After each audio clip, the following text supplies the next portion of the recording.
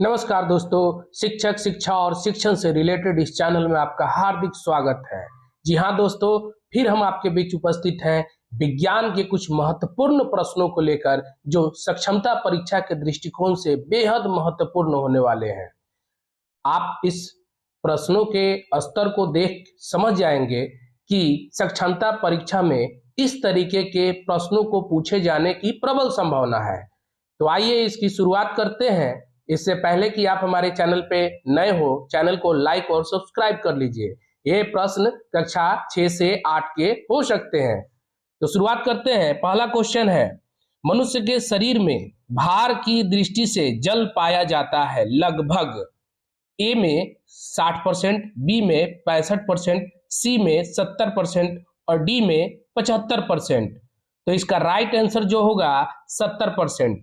मनुष्य के शरीर में लगभग 70% जल की मात्रा पाई जाती है और इसीलिए भार के दृष्टिकोण से जल जो है वो 70% होगा। नेक्स्ट क्वेश्चन है, जलीय पौधे प्रकाश संश्लेषण में उपयोग करते हैं। ए में है CO2, बी में है SO2, सी में है O2 और डी में है O3। तो जान लीजिए कि जलीय पौधे भी प्रकाश संश्लेषण की प्रक्रिया में कार्बन डाइऑक्साइड का प्रयोग करते हैं, इसलिए इसका राइट आंसर क्या हो जाएगा? ए। नेक्स्ट क्वेश्चन, जलीय सूक्ष्म जीव नहीं है। अमीबा ए में है, बी में है पैरामीशियम, सी में है यूग्लिना और डी में है घोंघा। देखिए अमीबा जो है वो सूक्ष्म जीव है, पैरामीशियम भी सूक्ष्म जीव है, यूग्लिना भी सूक्ष्म जीव है, लेकिन घोंघा सूक्ष्म जीव नहीं है। आप घोंघे को देख पाते हैं बड़ी आसानी से, उसको हाथ में पकड़ भी पाते हैं। तो इसका राइट आंसर क्या हो जाएगा? जलीय सूक्ष्म जीव नहीं है, डी घोंघा। चलिए नेक्स्ट क्वेश्चन, जल का हिमांक होता है। हिमांक मतलब जल जो है बर्फ के रूप में कितने डिग्री सेंटीग्रेड पे जम जाता है। ए में दिया है 0 डिग्री सेंटीग्रेड, बी में दिया है 25 डिग्री सेंटीग्रेड, सी में दिया है 50 डिग्री सेंटीग्रेड, डी में दिया है 100 डिग्री सेंटीग्रेड।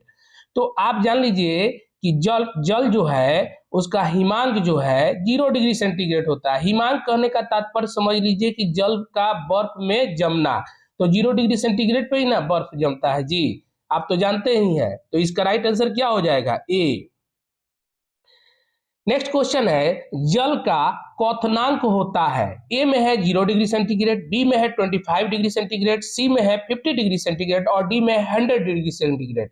तो देखिए जल का जो क्वथनांक है, क्वथनांक क्या है?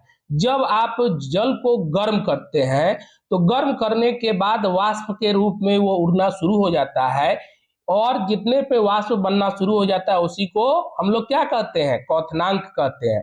तो आप जानते हैं कि 100 डिग्री सेंटीग्रेड पर पानी जो है वो खौलने लगता है, इसलिए जल का क्वथनांक का right answer D 100 degree centigrade हो जाएगा। आइए नेक्स्ट क्वेश्चन देखते हैं। नेक्स्ट क्वेश्चन है, किसी विलयक में घुलने वाले पदार्थों को कहते हैं। ए में दिया है विलयन, बी में दिया है विले, सी में दिया है विलायक और डी में दिया है निलंबन। तो देखिए किसी विलयक में कोई पदार्थ घुलेगा वो क्या होगा? विलय होगा, यानी कि उसमें विला जाएगा, समझे ना? तो उसमें वो घुल के मिल जाएगा उसी में, तो वो क्या होगा? विलय कहलाएगा। विलयक में घुलने वाले पदार्थों को हम लोग क्या कहते हैं? राइट आंसर बी हो जाएगा, विलय। चलिए नेक्स्ट क्वेश्चन, आसुत जल होता है। ए में दिया है नदी का जल, बी में दिया है समुद्र का जल, सी में दिया है तालाब का जल, डी में दिया है वर्षा का जल। तो जान लीजिए कि वर्षा का जल जो होता है बहुत ही शुद्ध जल होता है और इस जल का प्रयोग, इस जल को ही हम लोग आसुत जल कहते हैं। समझ लीजिए कि ये बेहद बढ़िया जल होता है और बारिश की बूंदों को अगर ऊपर ही रोक के पी ले तो उसमें कोई हर्ज नहीं है, वो बहुत ही शुद्ध जल है। इसलिए वर्षा के जल को हम लोग क्या बोलते हैं? आसुत जल। तो इसका राइट आंसर जो है वो डी हो जाएगा।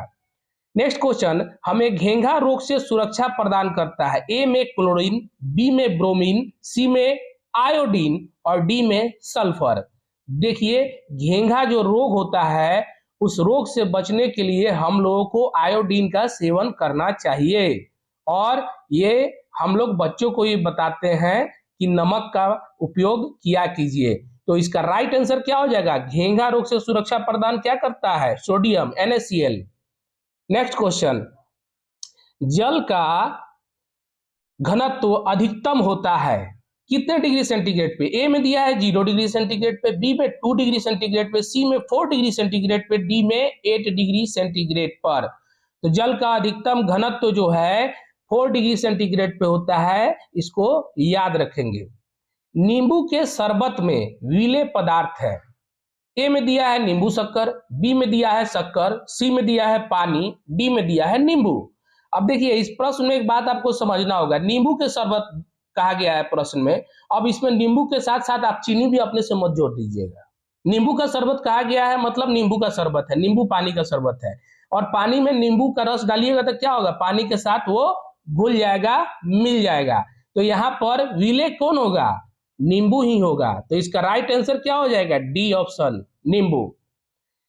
नेक्स्ट क्वेश्चन, जल की अस्थायी कठोरता होती है। ए में सोडियम कार्बोनेट के कारण, बी में कैल्शियम व मैग्नीशियम के बाइकार्बोनेट के कारण, सी में कैल्शियम के कार्बोनेट के कारण और डी में पोटेशियम के कार्बोनेट के कारण। तो देखिए इसका राइट आंसर हो जाएगा बी, कैल्शियम व मैग्नीशियम के बाइकार्बोनेट के कारण।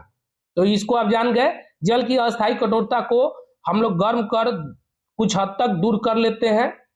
चलिए आइए नेक्स्ट क्वेश्चन पे चलते हैं। जल को प्रदूषित करने वाले पदार्थ कहलाते हैं।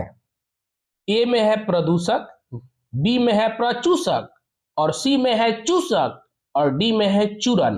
तो देखिए जल को जो प्रदूषित करने वाला चीज होगा उसको हम लोग प्रदूषक ही ना कहेंगे जी।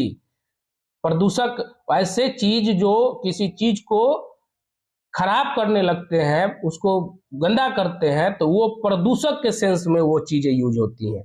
तो इसका राइट आंसर क्या हो जाएगा? ए, प्रदूषक। नेक्स्ट क्वेश्चन, निम्नलिखित अपशिष्ट पदार्थों में से कौन से तत्व घातक रोग उत्पन्न करते हैं? ए में सोडियम पोटेशियम, बी में लेड मरकरी, सी में कार्बन ऑक्सीजन, डी में हाइड्रोजन नाइट्रोजन। देखिए सोडियम का प्रयोग तो आप, पोटेशियम का प्रयोग हम लोग करते ही हैं, कार्बन और ऑक्सीजन का प्रयोग तो आप जानते हैं आप भी करते हैं, सांस लेने के माध्यम से ऑक्सीजन गैस हम लोग लेते हैं। हाइड्रोजन नाइट्रोजन का ये प्रयोग गाहे बगाहे हम लोगों के सामने से होता ही है, हम लोग उससे गुजरते ही हैं।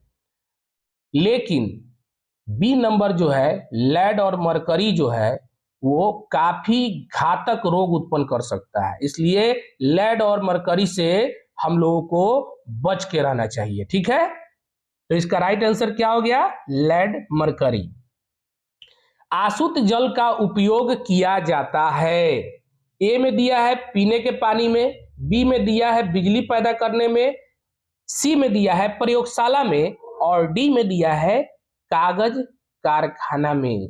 तो दोस्तों इसका राइट आंसर होगा सी, प्रयोगशाला में, क्योंकि आशुद्ध जल है, बिजली का जो आशुद्ध जल जो होता है वो बारिश के पानी का जल जो होता है वो भी आशुद्ध जल होता है, और आशुद्ध जल जो है बनाया भी जाता है तो ये प्रयोगशाला में प्रयोग किया जाता है जहां पे शुद्धता का ज्यादा जरूरत होता है।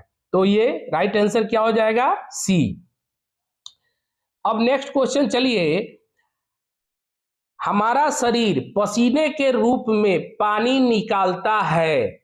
ऑप्शन नंबर ए में दिया है पानी की मात्रा संतुलित करने के लिए, ऑप्शन नंबर बी में है त्वचा को साफ करने के लिए, ऑप्शन नंबर सी में है ताप बढ़ाने के लिए, ऑप्शन नंबर डी में है ताप नियंत्रण करने के लिए। देखिए ये बड़ा अच्छा क्वेश्चन है। मनुष्य का जो शरीर में पसीना निकलता है तो पानी की मात्रा को संतुलित करने के लिए नहीं होगा, बी में त्वचा को साफ करने के लिए भी नहीं होगा यहाँ पे आंसर, सी में ताप बढ़ाने के लिए नहीं होगा, डी में ताप नियंत्रण करने के लिए होगा। ये साइंटिफिक तरीके से अगर आप समझिए तो शरीर से जो हमारे गर्मी के दिनों में पसीने निकलते हैं वो बाहरी तापमान के साथ हमको नियंत्रित करते हैं। तो हम लोगों का जो ताप नियंत्रण होता है वो पसीने के निकलने के कारण होते रहता है। इसलिए जब अक्सर आप देखते हुए गर्मी में जब पसीना निकलता है और हल्का सा हवा चलता है तो शरीर जो है ना ठंडा ठंडा अनुभूति करता है। तो ये किस चीज के लिए? ताप नियंत्रण के लिए करता है।